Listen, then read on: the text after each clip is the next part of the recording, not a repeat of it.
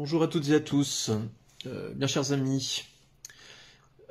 Les heures graves que rencontre notre pays à l'heure actuelle m'obligent à sortir de ma réserve et à prendre publiquement la parole aujourd'hui. Ce que j'ai à vous dire est le fruit d'une réflexion, d'une analyse et d'une maturation de jugement qui m'amène à la conclusion suivante, que bien peu voudront entendre, je n'en ai aucun doute malheureusement, mais qu'il faut tout de même que je vous livre, à savoir, et écoutez-moi bien, que nos institutions, la République française, fait aujourd'hui l'objet d'une attaque en bonne et due forme venant de ceux qui, normalement, ont la charge de faire respecter le droit positif tel qu'il découle des textes relevant du bloc de constitutionnalité.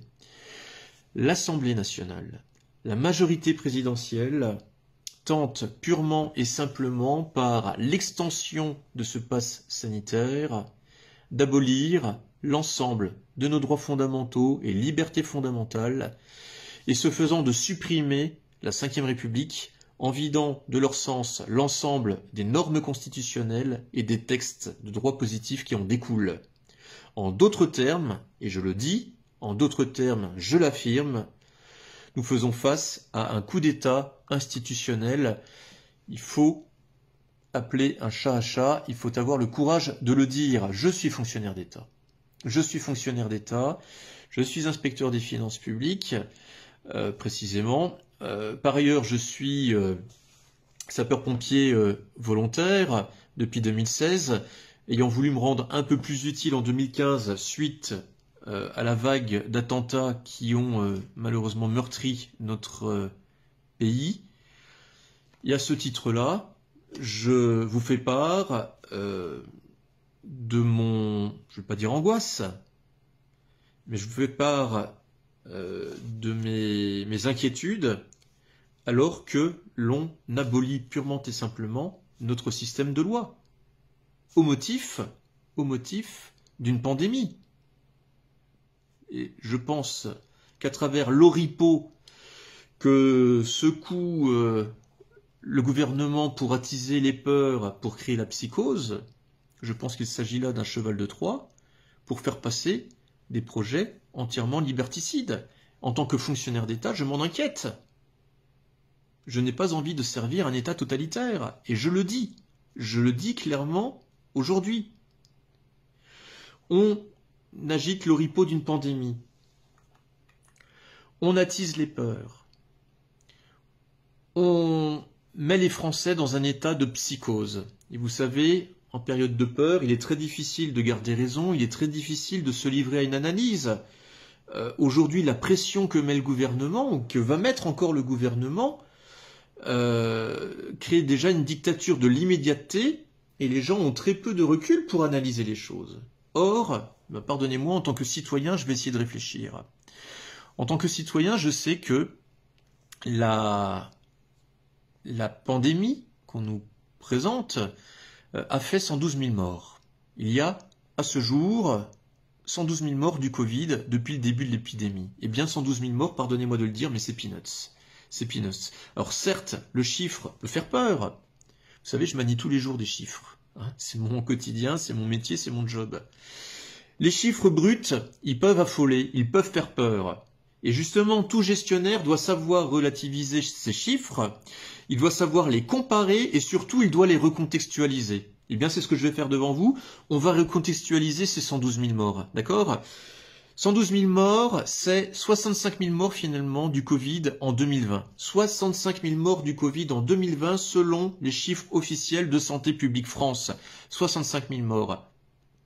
En 2016, il y a eu 60 000 morts de la grippe classique. 5 000 morts de moins en 2016. Nous étions 1 900 000 à consulter un médecin en 2016 suite à cette grippe classique. J'ai moi-même été KO durant 2 jours, je m'en souviens. 1 900 000 patients atteints de la grippe en 2016. Est-ce qu'on parlait à l'époque d'une pandémie ? Je pose la question, est-ce qu'on parlait d'une pandémie ? 60 000 morts en 2016, pas de pandémie. 65 000 morts en 2020, pandémie ? Il faut arrêter. Il faut arrêter.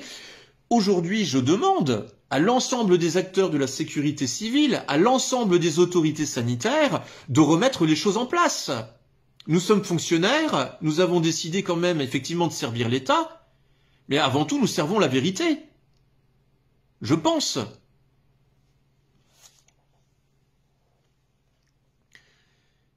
On agite demain, même aujourd'hui, les 20 000 cas quotidiens supplémentaires. Eh bien, remettons aussi dans le contexte. 20 000 cas par rapport aux 1,9 million en 2016, c'est ridicule.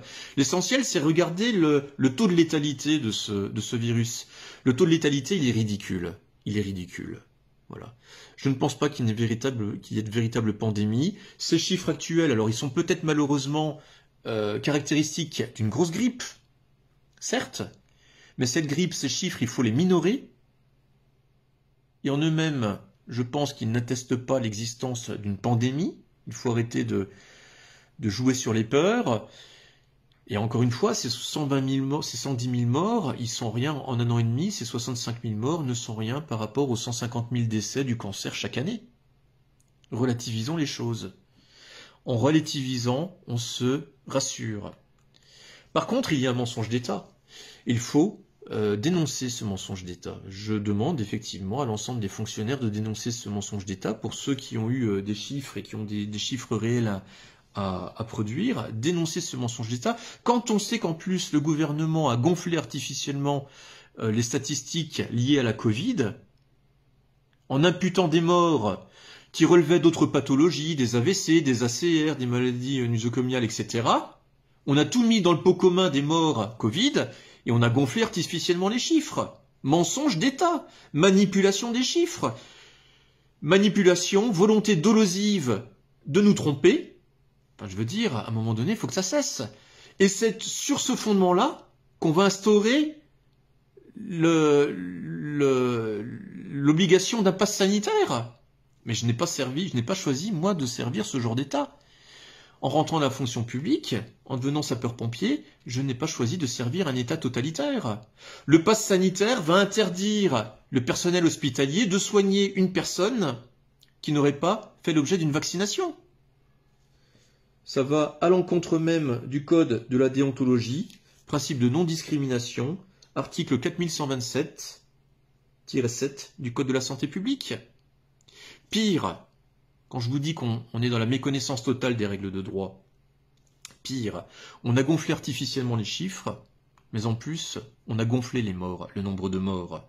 Souvenez-vous de l'obligation de prescription du Rivotril que le gouvernement a imposé aux EHPAD et aux maisons de retraite. Je suis allé voir la notice technique du Rivotril. Je suis allé voir, tout le monde peut la consulter, elle est sur Internet. Or, que dit cette notice? La posologie de ce médicament, elle est absolument contre-indiquée en cas d'insuffisance respiratoire sévère. Le Rivotril est incompatible avec une insuffisance respiratoire sévère. Le médicament peut être dangereux. Or, qu'est-ce que le SARS-CoV-2? Sinon qu'une maladie pouvant générer justement une détresse respiratoire. Voilà. Je le dis, nous avons purement et simplement euthanasié nos petits vieux dans les EHPAD et les maisons de retraite. Je le dis, en imposant cette obligation de prescription, le gouvernement s'est opposé à la liberté de prescription, article 4127-8 du code de la déontologie, du code de la santé publique, code de déontologie des médecins. Je le dis, médecins, n'abdiquez plus votre pouvoir prescriptif. Soyez maître chez vous, n'abdiquez plus votre pouvoir prescriptif. Ce gouvernement a du sang sur les mains, et je ne veux plus collaborer à ça. Je le dis, je ne veux pas collaborer à ça. Mensonge d'État. Pourquoi ce mensonge d'État? Bien, vous le savez, on nous demande de nous vacciner.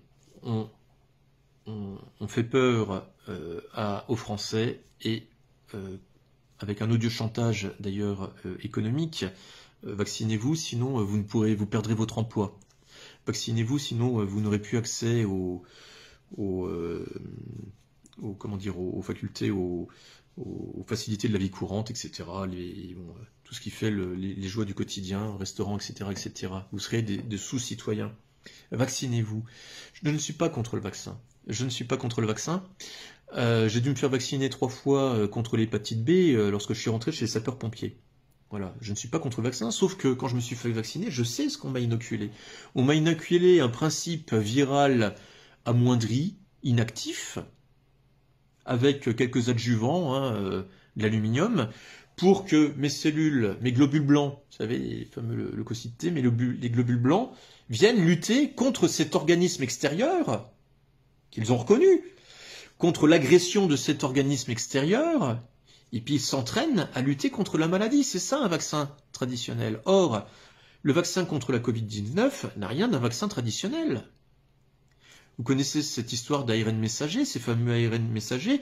On a donné, pour les personnes qui se sont fait inoculer le vaccin, on a donné l'ordre à votre corps, les ribosomes notamment, les cellules qui fabriquent des protéines. Il y a 10 milliards de protéines dans une cellule humaine. 10 milliards de protéines. On a demandé à ces ribosomes de créer la protéine du Covid. Et ce faisant, on a dit aux globules blancs, lutter contre le vaccin.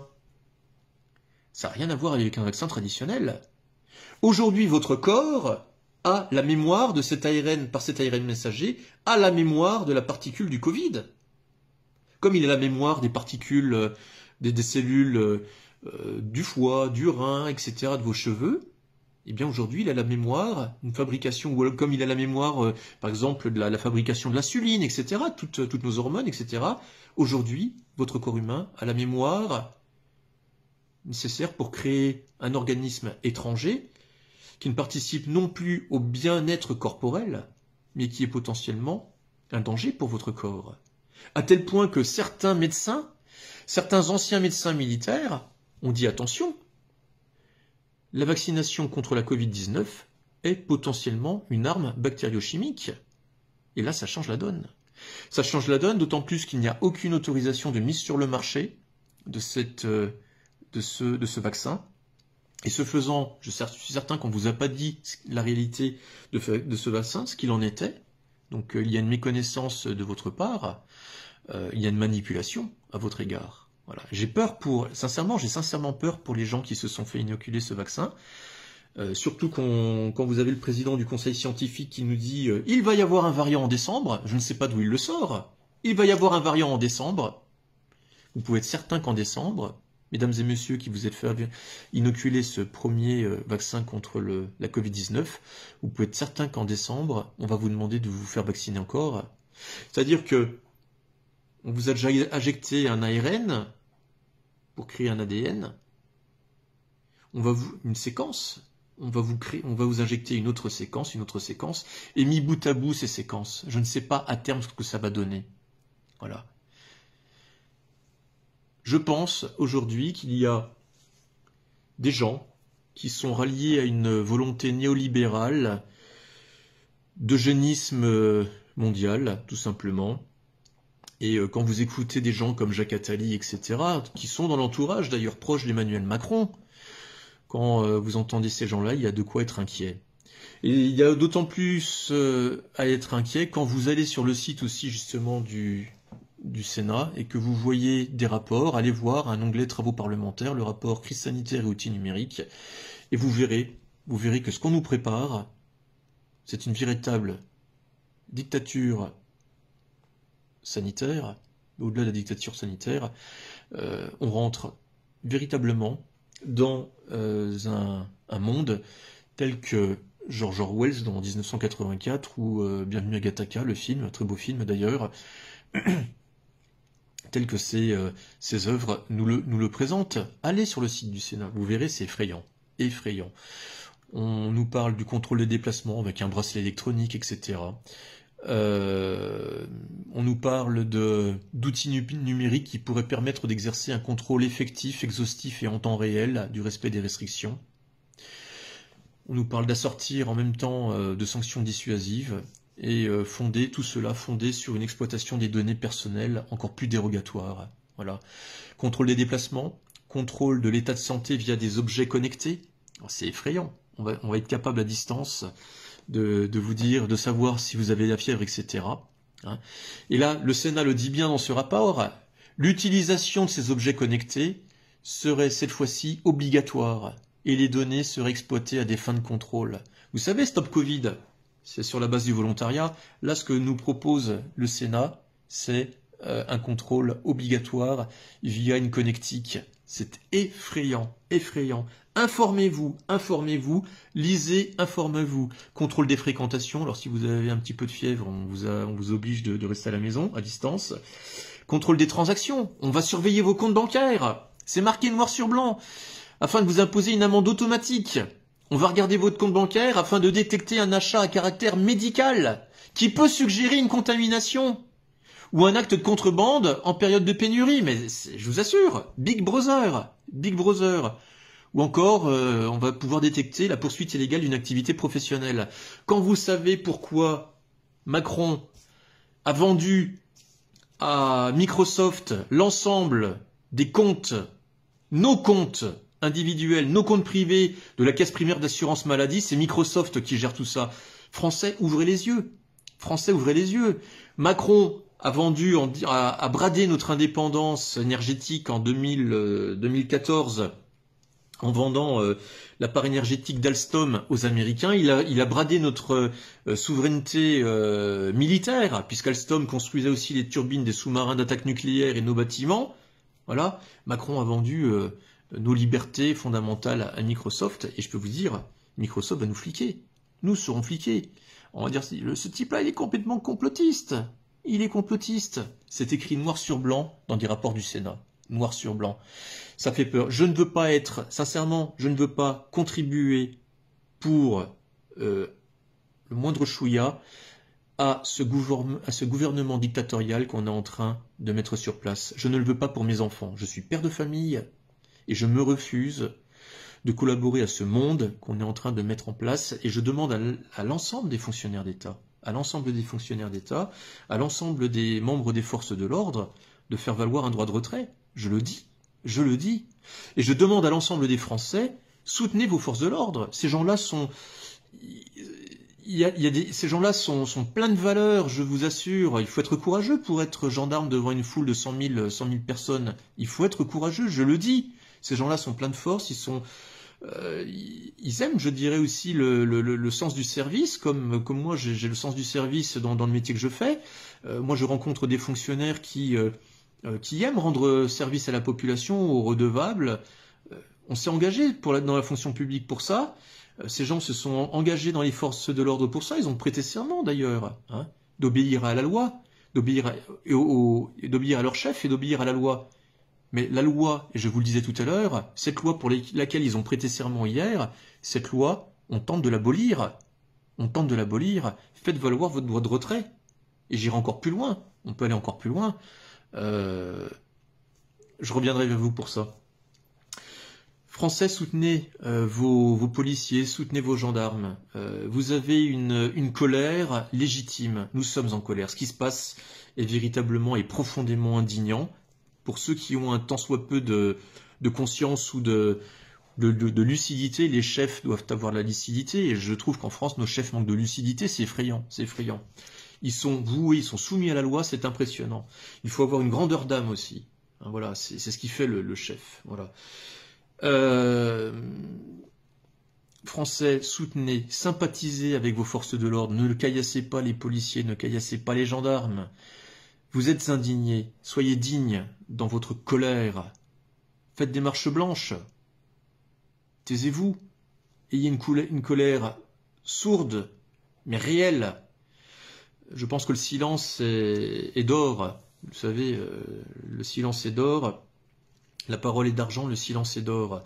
Je peux vous dire que si vous manifestez dans deux cadres de marche blanche, il y aura peut-être plus de poids. Et puis je propose, moi, applaudissez vos forces de l'ordre. Allez le soir à 18 h devant le commissariat de police et puis applaudissez vos policiers. Sympathisez avec vos policiers, vous verrez à ce moment-là, on désarme entièrement le pouvoir qui veut créer un antagonisme, une dialectique entre les forces de l'ordre qui ne sont pas imposées au vaccin, bien sûr. Et c'est là un aveu de faiblesse du gouvernement français. On ne fait pas vacciner les forces de l'ordre. Il n'est pas bête, le gouvernement français. Et il crée ce faisant une nouvelle dialectique. Ne rentrez pas dans cette dialectique. Au contraire, soyons soudés, ayons confiance. Le chef doit être plein de confiance. Il doit être plein d'espérance et plein de joie dans l'action. Et vous verrez que tout ira bien. Je reviendrai très rapidement vers vous. 20 minutes, j'arrête là. Prenez soin de vous, ne vous chamaillez pas pour ces histoires, ne rentrez pas dans cette dialectique. Ayez soin les uns des autres, priez un petit peu pour moi, envoyez-moi de bonnes ondes, parce que j'en aurai besoin après cette vidéo, et puis je reviens très rapidement vers vous. Je vous embrasse, Dieu vous bénisse.